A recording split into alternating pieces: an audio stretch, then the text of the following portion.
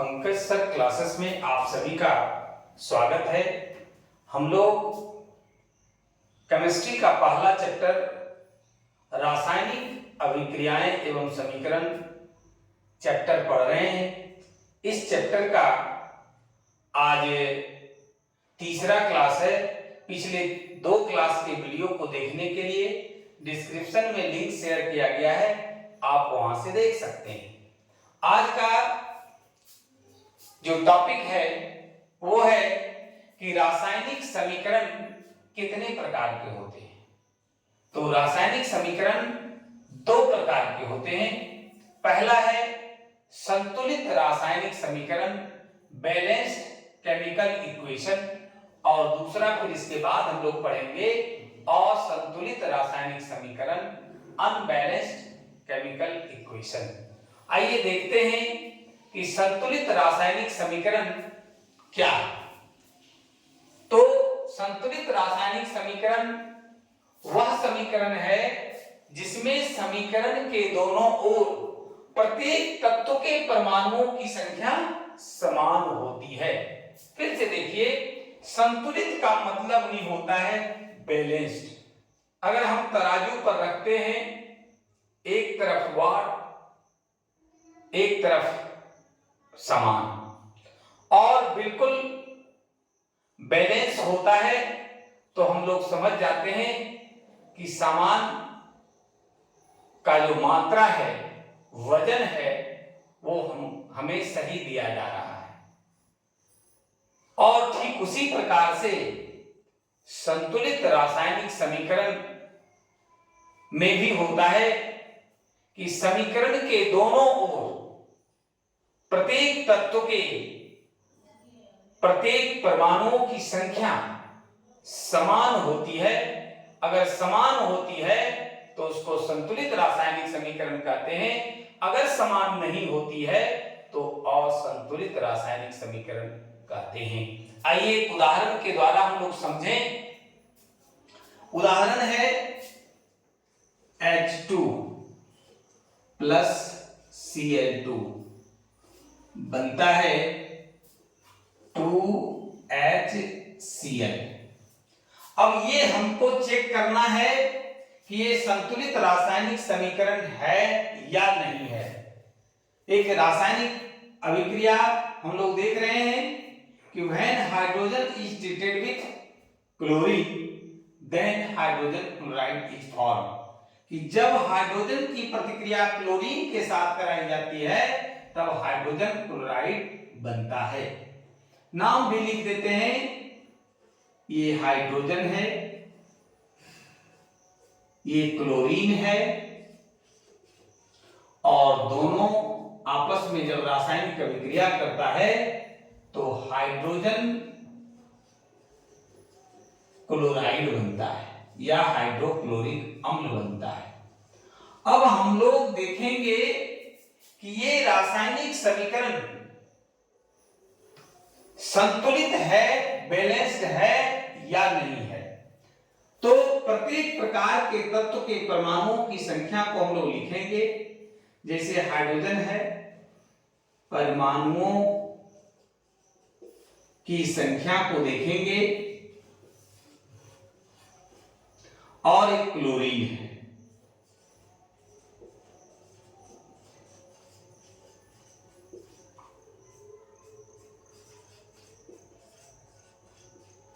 ये भी हम लोग देखेंगे कि बाईं ओर कितना है और दाईं ओर कितना है। अगर दोनों ओर सेम होगा तो बैलेंस होगा।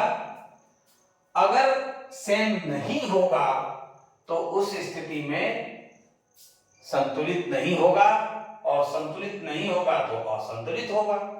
आइए देखें जरा, यहां पर देखिए, हाइड्रोजन में एक अणु में 2 परमाणु हैं, यानी हाइड्रोजन तत्व के परमाणुओं की संख्या बाईं ओर 2 है। दाहिनी ओर भी देखिए तो 2 है। अब ये जरा सा 9th क्लास में आप लोग पढ़े होंगे परमाणुकता, एटमोसिटी क्या है, कैसे निकालते हैं। मान लीजिए कि हम ये 3H2 लिख दिए, तो इसमें परमाणुओं की संख्या कितनी होगी, हाइड्रोजन परमाणुओं की संख्या कितनी होगी निकालने के लिए जानिए।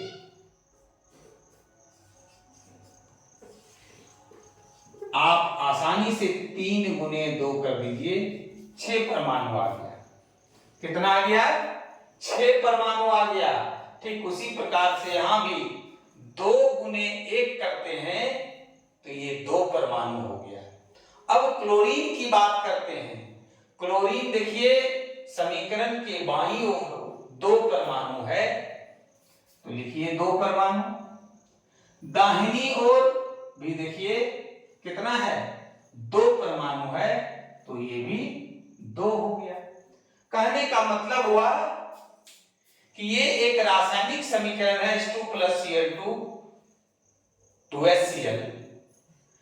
ये हम लोगों ने देखा कि समीकरण के प्रत्येक तत्व के परमाणुओं की संख्या दोनों ओर समान है। अगर हम समीकरण के बाईं ओर हाइड्रोजन की बात करें तो हाइड्रोजन परमाणु संख्या 2 है, दाईं ओर भी 2 है।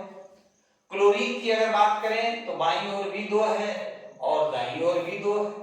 अगर इस तरह का केसेस होता है, इस तरह की बातें होती है, तो इस तरह के समीकरण को संतुलित रासायनिक समीकरण कहा जाता है। फिर से एक बार देखिए, अब सारी बात आपको समझ में आ जाएगी। हमने क्या लिखा कि संतुलित रासायनिक समीकरण वह समीकरण है जिसमें समीकरण के दोनों ओर, ध्यान दीजिएगा, इस साइड भी और इस साइड भी, बाईं ओर भी और दाईं ओर भी, प्रत्येक तत्व के कितना तत्व भाग लिया रासायनिक अभिक्रिया में, एक हाइड्रोजन और एक क्लोरीन, 2 परमाणु लिया, 2 तत्व लिया, और दोनों तत्व के परमाणुओं की संख्या दोनों ओर सेम है, परमाणुओं की संख्या समान होती है। हम लोगों ने देख भी लिया सेम है, इसलिए ये संतुलित रासायनिक समीकरण है।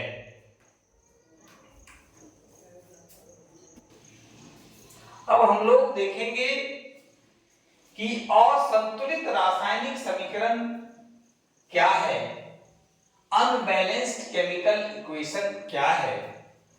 तो असंतुलित रासायनिक समीकरण वह समीकरण है जिसमें समीकरण के दोनों ओर प्रत्येक तत्व के परमाणुओं की संख्या समान नहीं होती है।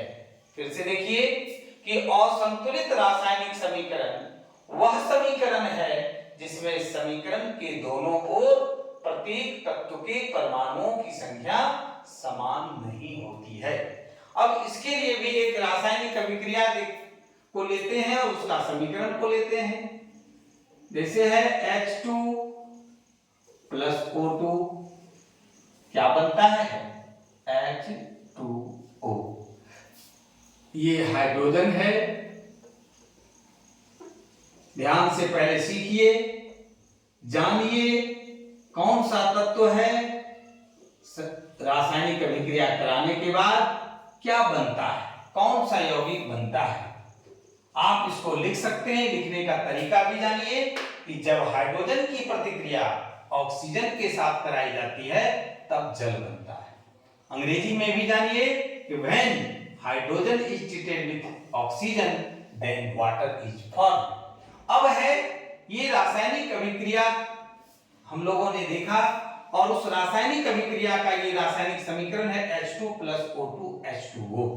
हम लोग को ये जानना है कि ये संतुलित रासायनिक समीकरण है या असंतुलित रासायनिक समीकरण है। क्या समीकरण के दोनों ओर प्रत्येक तत्व के परमाणुओं की संख्या समान है या नहीं है। आइए देखते हैं। देखिए हाइड्रोजन परमाणुओं की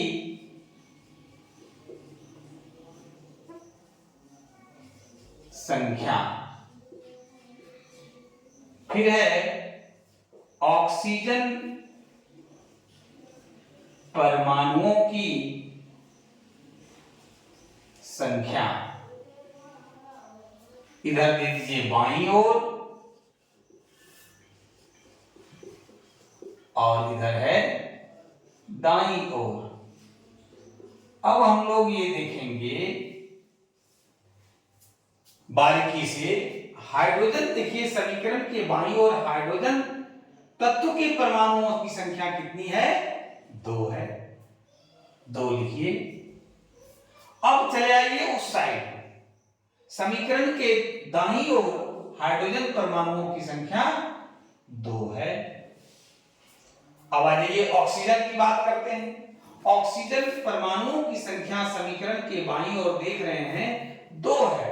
जो लिखेंगे नीचे लिखेंगे, लिखने का तरीका जानिए, धीरे धीरे, पहला चैप्टर है। 2 है।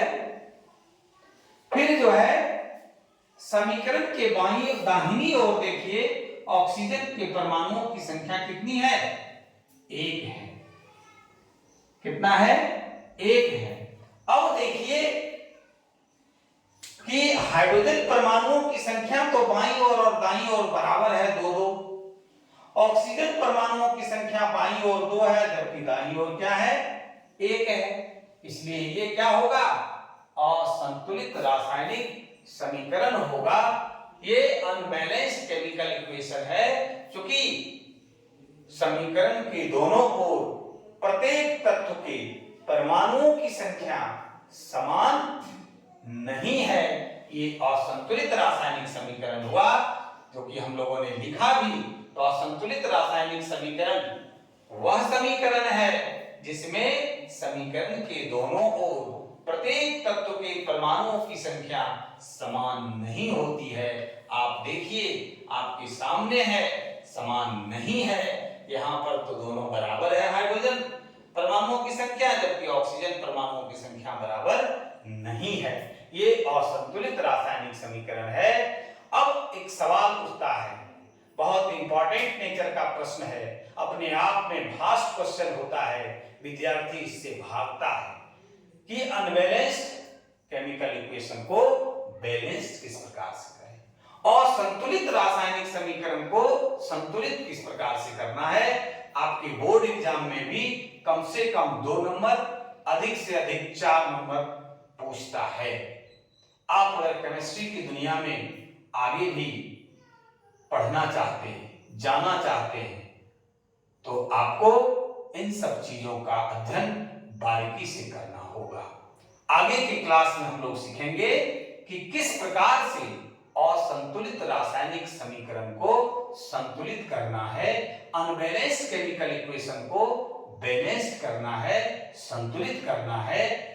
अगर आज का वीडियो आप लोग को अच्छा लगे तो आप लाइक और शेयर जरूर करें। जो लोग चैनल को अब तक सब्सक्राइब नहीं किए हैं, चैनल को जरूर सब्सक्राइब करें। आज की क्लास में बस इतना ही। धन्यवाद।